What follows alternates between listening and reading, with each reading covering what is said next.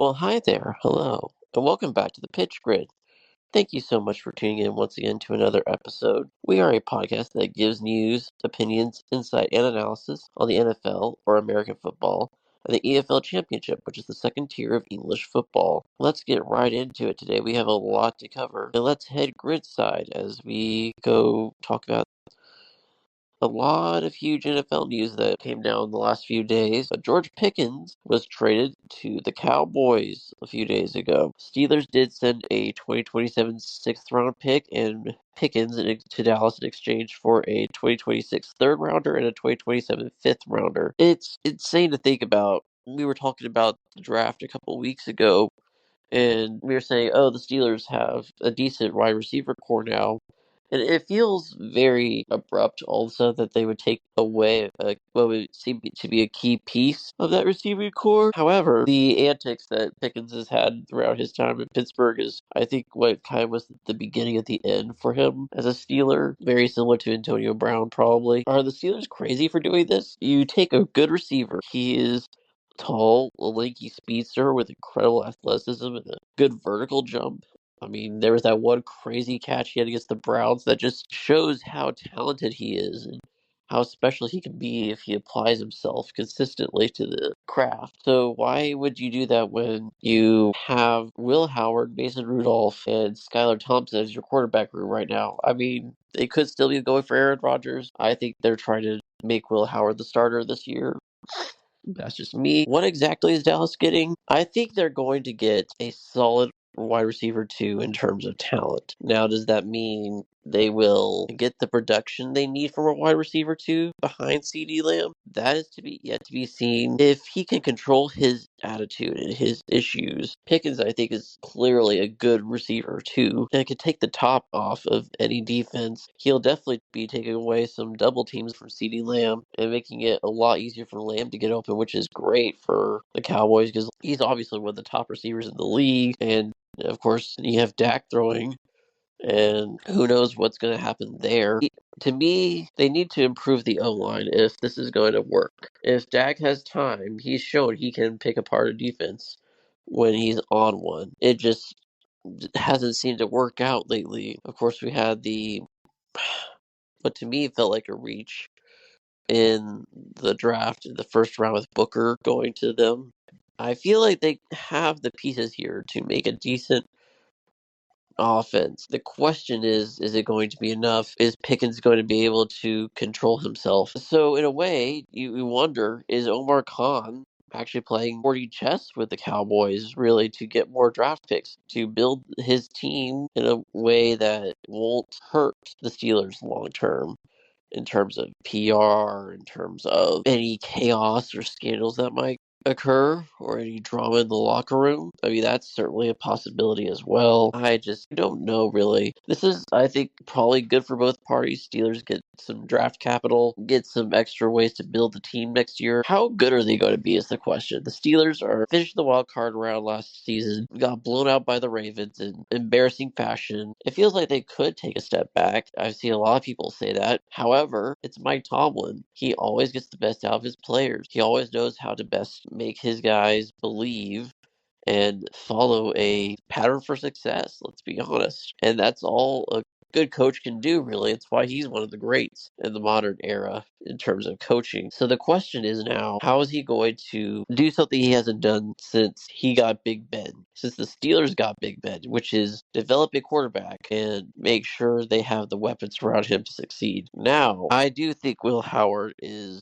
a very Big Ben-esque type quarterback. He's got the build. He's lanky. He can run. He does need to work a bit, maybe on his deep ball, but I don't think it's that bad. I think overall he's very accurate. He's got good touch. He can run when he needs to and slides, and he's got long strides for a tall quarterback, which helps as well. So to me, the Steelers get draft capital. They build for the future. They try to make this team better next year, maybe sacrificing this year to get better. And the Cowboys try to improve their receiver room, maybe see if they can get over the hump and maybe make it 3 teams out of the NFC East to make the playoffs. Can the Cowboys make the playoffs? They absolutely can. It's just a question of if the talent all comes together and gels. is such an amalgamation of talent. You got Micah Parsons, you got CeeDee Lamb, you got some big names in that locker room. And it's the biggest branded sport, like American sports in particular. So the pressure is going to definitely be amped up for Pickens. If he can handle the spotlight, then he could absolutely take off in the silver and blue. I think to prove the doubters wrong is always something the player can use as a chip on their shoulder, especially if they've had a rough patch with their first team. If he could use that as motivation, then maybe he's going to have a good year. We'll have to wait and see. Another interesting situation that has happened this week is the Panthers releasing Jadeveon Clowney. Now, the edge rusher, number one overall pick in 2014, he had 5.5 sacks last season, his first year as a Panther. And 2 years ago, when he was a Raven, I believe it was, he had 9.5 sacks.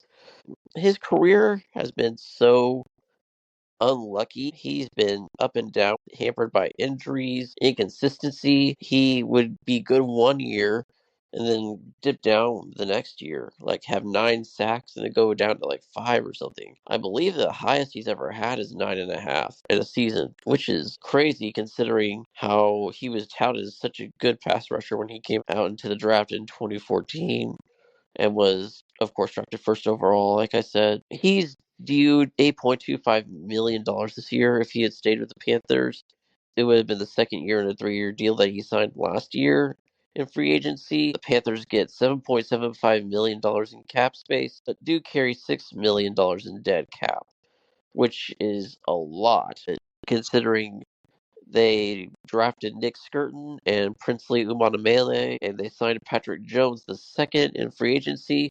They're pretty set on the edge in terms of their D-line, so it makes sense why they would cut Clowney, especially since he declined, I guess you could say, last season. Though I think he could thrive on a D line that doesn't depend on him. And I think the Panthers were very much that last year, which that's not something that Jadeveon Clowney is suited for. I think when he was with the Ravens, that kind of showed the ability he does have, or with the Texans when they had like Whitney Merciless and Clowney and JJ Watt too. That D line was pretty decent. So it shows, I think, that if he has some decent help, then Clowney can be good, but I don't think having to depend on him as your main pass rusher, that's not a good move. So I think it was probably the best to stock up on edge, get some young talent, get a decent free agent in Patrick Jones to make sure that your pass rush is a bit more secure and a bit more dynamic than a aging Jadeveon Clowney. Another piece of Panthers news that really sucks. Jonathan Brooks, the running back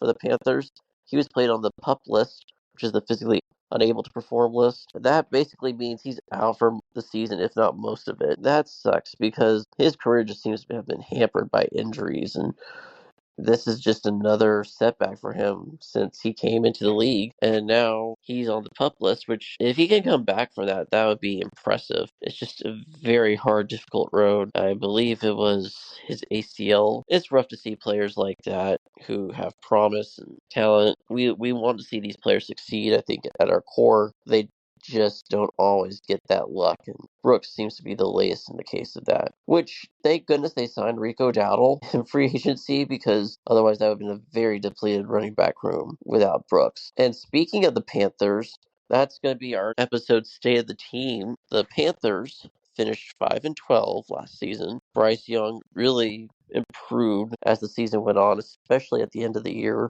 He got really hot and looked actually like the quarterback that was promised at number one overall. The question is, can Bryce Young take the next step? He took a little bit of a step, and he's got a coach in Dave Canales, who is known for making quarterbacks better, like Baker Mayfield in Tampa before he came to Carolina. It's his second year for Canales, and I think they drafted Young with Canales in mind. I'm sure he wanted Young as well. And they improved the wide receiver positions. They had already Xavier Legette and from South Carolina, the speedster. And then they got Hunter Renfrow, the free agent who was a former Raider. They signed him to a, I think, 1-year deal. And they also got Tedero McMillan in the draft.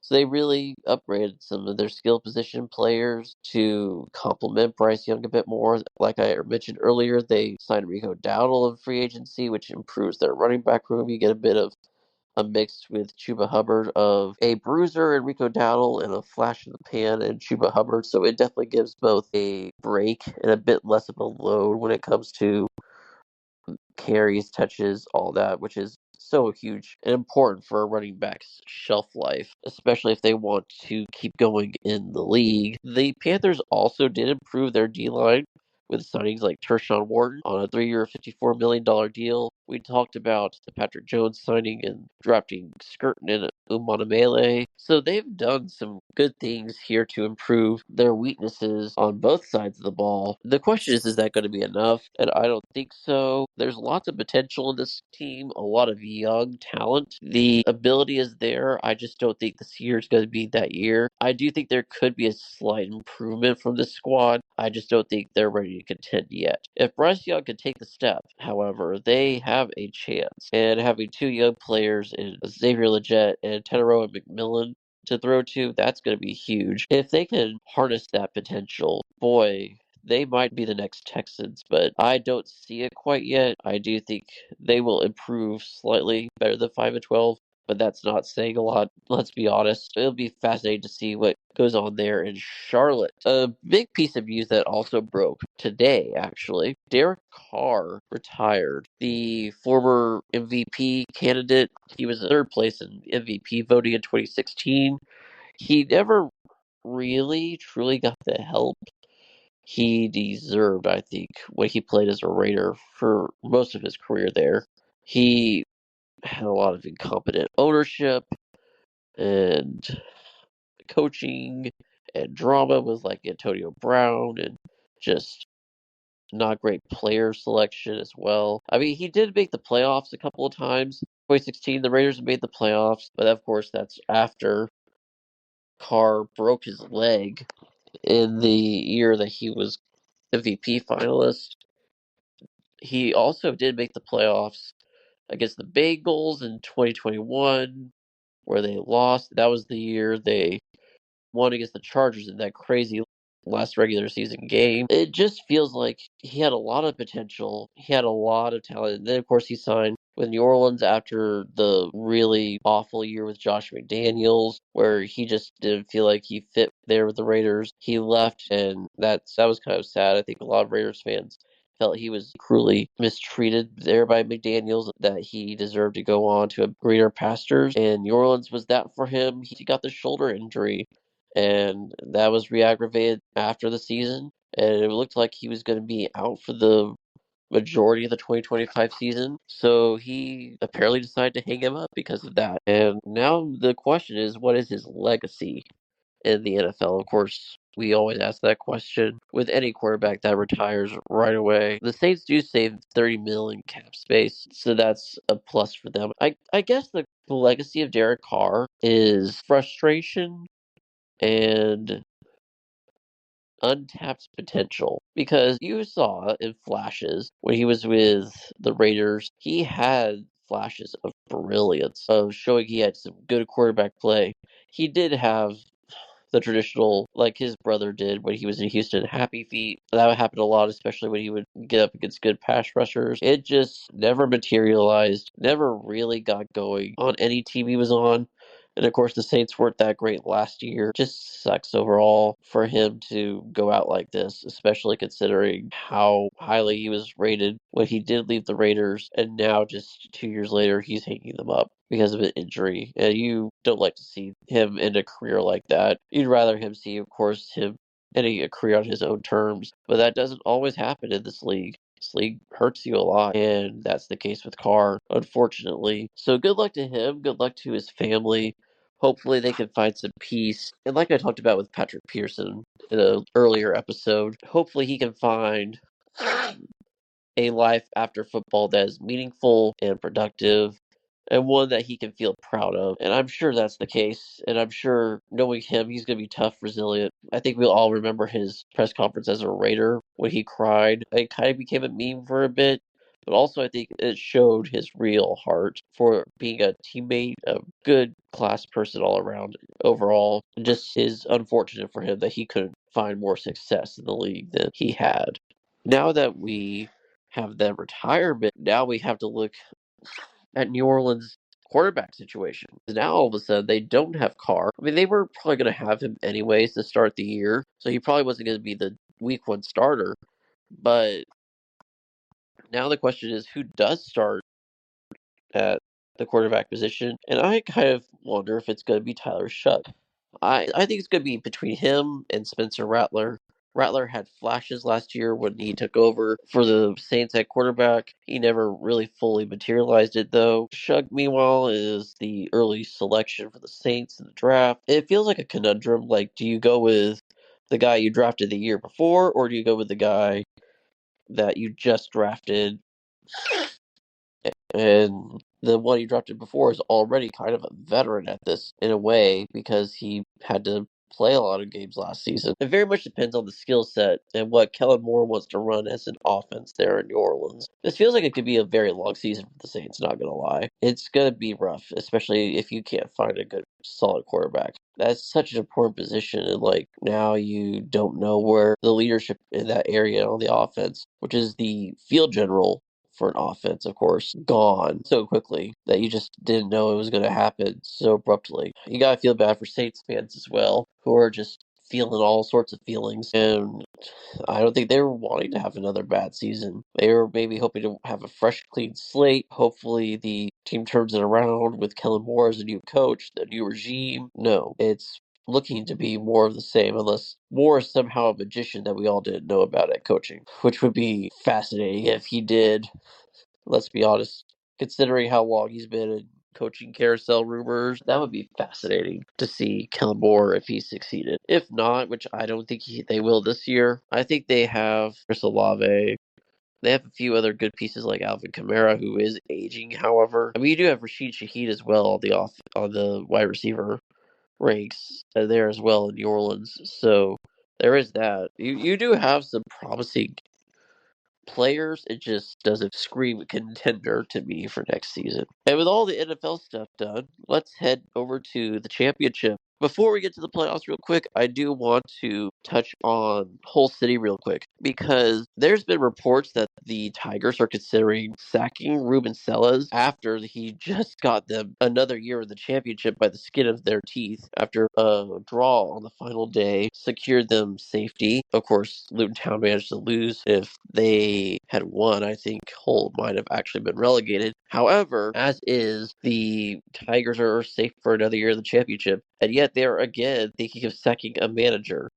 They are trying their hardest to become the next Watford, I tell you what. They sacked Rasidia last season after barely missing the playoffs, and now they're thinking of sacking another manager after he just gets them barely into the championship on last breath, literally. You have to wonder what the ownership is really thinking. Like, it's been a mess for a while. We've all known that. If you have been a fan of the championship, you know that Hull City's ownership isn't the best, that he often favors the Turkish players in particular. He's, of course, from Turkey and a radio mogul, I believe. It just feels all over the place for the Tigers at the moment. Considering how precarious Hull City was this season, I would be shocked, honestly, if they are back in the relegation scrap next season, considering how all over the place they are.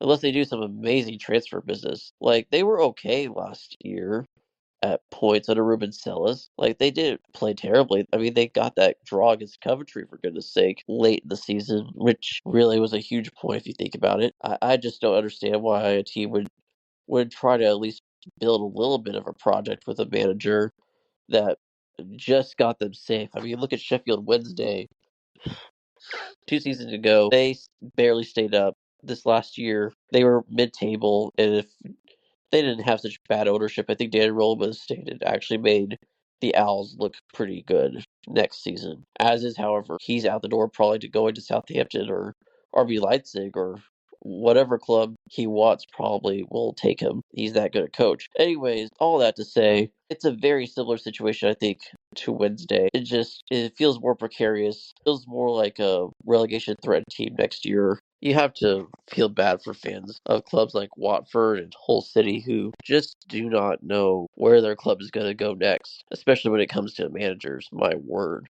It's insane. All right, without further ado, let's get right into the playoffs. This was a great first couple of legs. I feel like we got some tasty playoff football. Let's start with the first leg at Ashton Gate on Thursday. Bristol City were the home side, and they came out, and it looked like they were going to score a couple of times. They had a couple of chances. They didn't get any of them on target, but they had a lot of the ball. They just couldn't find the attacking thirds and blocking pass. Sheffield United, they did have a goal ruled out because Sonny Peck, he was ruled offsides because he was hindering the defender from making a play, which if you look back at the replay, kind of makes sense. He kind of tugged on the defender's shirt, and it felt like the game could have gone either way for most of the first half. It did feel like it was going to go to stop with a draw. You go to halftime and make some adjustments. Maybe someone scores a goal, and it's all to play for at Bramall Lane. However, Rob Dickey changed all of that in an instant when he pulled down Kiefer Moore in the box. Bad challenge. He should not have done it. Basically, rugby tackled Kiefer Moore from behind, and he got a red card as a result. I mean, it's not a shocker. He protested it. But at the same time, like, Kiefer Moore's a big dude. You're not going to just pull him down and he's going to flop. He's a big guy. He can fight through a very physical tackle on his day. As a result, Harrison Burroughs scored a great penalty to give the Blades the lead to end the first half. And then the second half started with a lot of intensity for Bristol City. However, that just faded away and they got tired playing with 10 men, and that was taken full advantage of by Sheffield United, who scored 2 extra goals in the second half to give themselves a 3-0 advantage heading to Bramall Lane on Monday, which is massive, huge lead for the Blades. It feels like they already have one foot in Wembley, and Bristol City need to have a huge miracle go their way in order to do so. And that feels very unlikely considering how suffocating Sheffield United were. Even with 11 on 11, it didn't feel like Bristol City were really going to score something. There was one chance, I think, where they had a player smash the ball on the post. He got injured later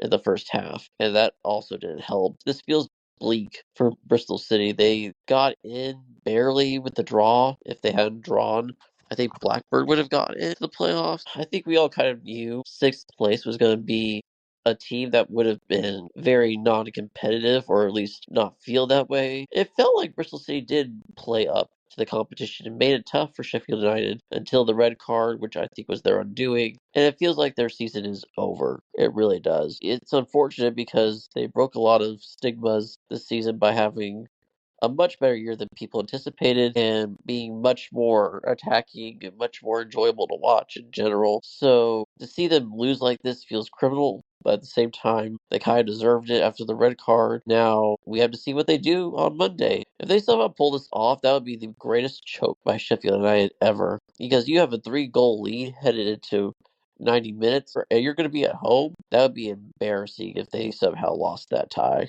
to Bristol City. But it would be fun for us neutrals, that's for sure. And then we had Friday night, which was the blockbuster game of the semifinals so far. Wow, what a game that was. The first half was scoreless, and again, eerily similar to the Thursday night tie. Coventry City had a lot of the possession. Sunderland just couldn't seem to find a footing in the first half, and it looked like Coventry City could have scored a couple of times. They just couldn't take advantage fully, and they missed a couple of good chances. And then in the second half, it felt like both sides decided to open up a tiny bit, because Coventry obviously wanted to win this game. It felt like they wanted to win this game because they knew headed to Sunderland, if they didn't have a lead in the tie, they would probably have a mountain to climb considering how well Sunderland performed at the Stadium of Light. So it felt like Coventry needed to do that in order to feel like they had an advantage heading into the second tie and some confidence as well. However, Sunderland also, I think, kind of opened up a little bit just because they knew if they could get a goal, it would kind of crush spirits a bit. But when that goal did happen, it was a great counterattack, by the way. Wilson Isidore got a brilliant pass from the midfielder, and he just placed it very well in the far corner and gave the Black Cats the lead. However, Jack Rodoni scored only 2 minutes later. Coventry would not give up at that point, and then both teams really, really went for it after Rodoni equalized. Such a fun game back and forth. And then on it felt like a very routine back pass. Like Milan van Ewijk was just going to pass it back to his keeper.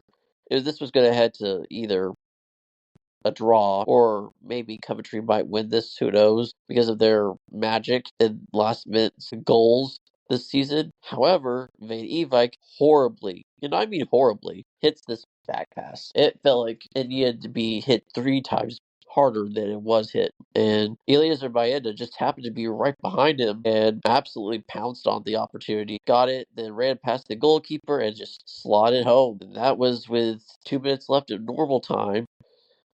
And Coventry just couldn't find the equalizer, and that ended it. It was just a great tie, though. Both teams had great chances, lots of open-end play on both sides. You didn't feel like it was boring, really. For a minute, there was a lot of players getting each other's faces, and it was feisty. It was very entertaining to watch, to be sure. And now, heading into the second leg, I mean, it feels like Sunderland do have the advantage. It does feel like this is not what Coventry wanted at all. They wanted the win. They wanted to go to Sunderland with a lead, hoping that they could just steal one, a smash and grab maybe, and that would mean they go to Wembley. However, now it feels like a mini mountain to climb. It isn't like impossible. This tie is not done by any means. This is a Coventry team that did beat Sunderland 3-0 at the Stadium of Light earlier this calendar year.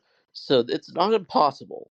However, the way Sunderland played on Friday was so good, so solid at the back. I mean, goodness, Dan Ballard seemed to be at the end of every corner or free kick that Coventry sent into the box. He was heading it away every single time. Just absolute stud there in the back for Sunderland. And you feel bad for Van Ewijk as well.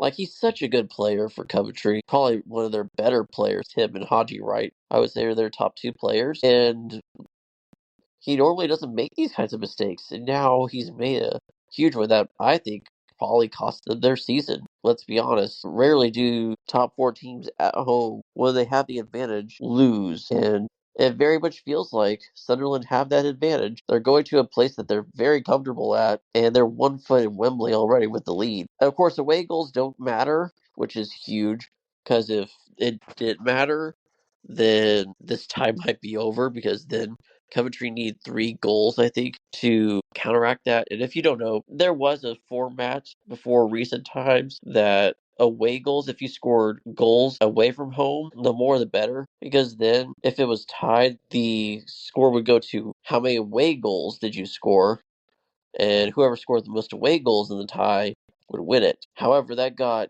disbanded, I think, a couple of years ago or so. So that, for Coventry, that's very fortunate, because otherwise that might have been very hard to come by, because Sunderland rarely collapse at home. So I feel like if they could, again, keep an eye on Haji Wright and Jack Rodoni, I wouldn't be shocked if Sunderland just go into the similar formation they did on Friday. Or if they do decide to open it up, boy, that could be something else, because then Coventry are going for it, and then Sunderland are just waiting to counter. And we saw in this game that they know how to counter, and it was smooth. It looked good. This could be such a tasty final leg of this tie on Tuesday, and I am here for it. And with that, that concludes yet another episode of the Pitch Grid. Thank you so much for tuning into another episode. If you're on YouTube, don't forget to like, subscribe, and hit that bell so you know when we upload more football content. If you're on Spotify, a follow and a review is greatly appreciated. Don't forget to tune in for more insight into the chaos that is the championship in the NFL. And until our next episode, stay sharp, y'all.